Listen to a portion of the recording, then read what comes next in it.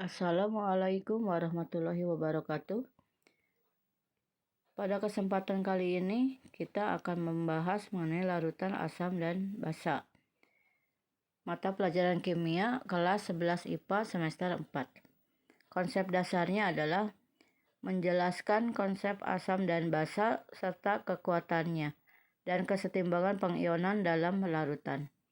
Tujuan pembelajarannya adalah setelah kegiatan pembelajaran ini kalian diharapkan dapat menjelaskan sifat asam dan basa senyawa menurut teori asam basa.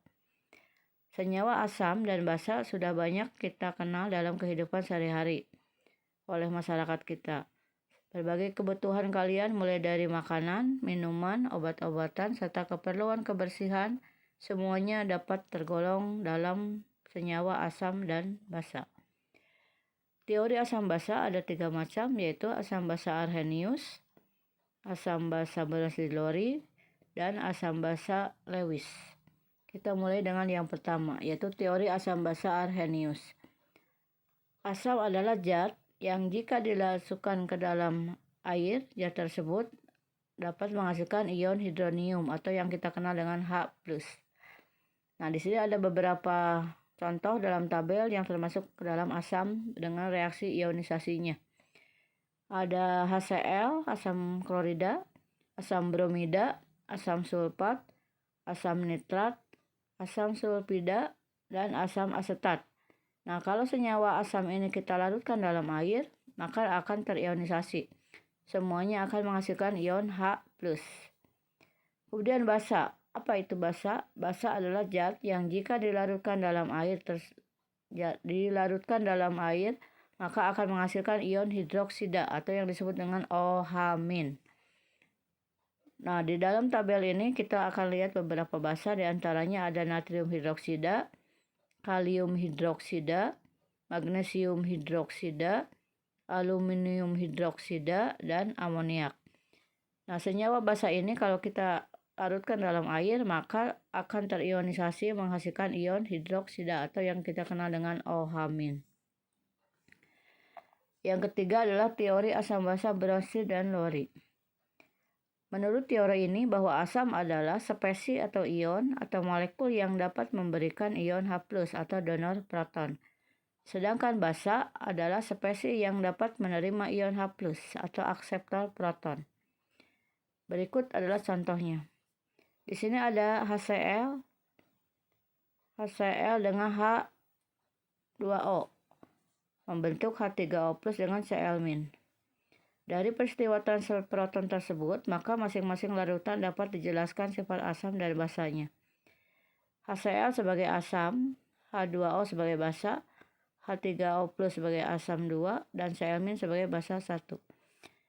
Jadi HCl akan terionisasi menjadi H+ dan Cl-. HCl sebagai asam, maka Cl-nya adalah sebagai basa konjugasi.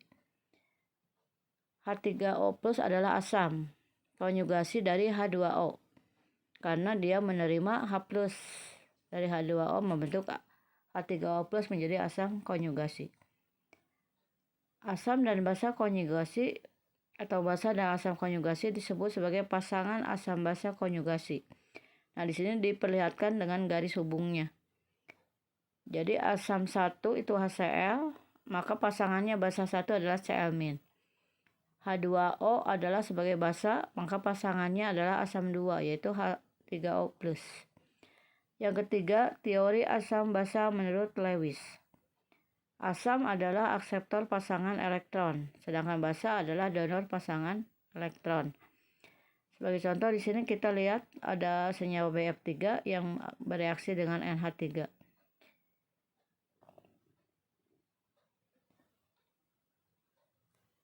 BF3 di sini sebagai asam Lewis dan NH3 sebagai basa.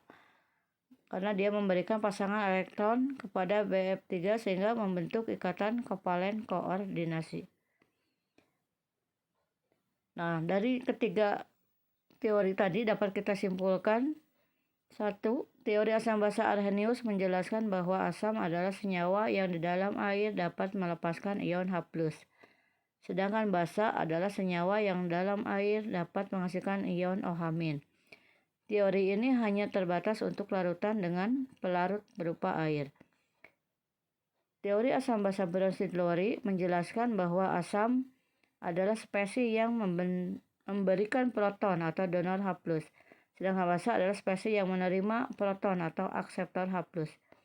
Teori ini dapat menjelaskan sifat asam basa suatu larutan meskipun pelarutnya bukan air. Yang ketiga, teori asam basa Lewis menjelaskan bahwa asam adalah spesies penerima pasangan elektron, sedangkan basa adalah spesies yang memberikan pasangan elektron. Sumber rujukan diambil dari modul Kementerian Pendidikan dan Kebudayaan, Direktorat Jenderal Pendidikan Anak Usia Dini, Pendidikan Dasar dan Pendidikan Menengah, Direktorat Sekolah Menengah Atas 2020. Sekian, terima kasih. Wassalamualaikum warahmatullahi wabarakatuh.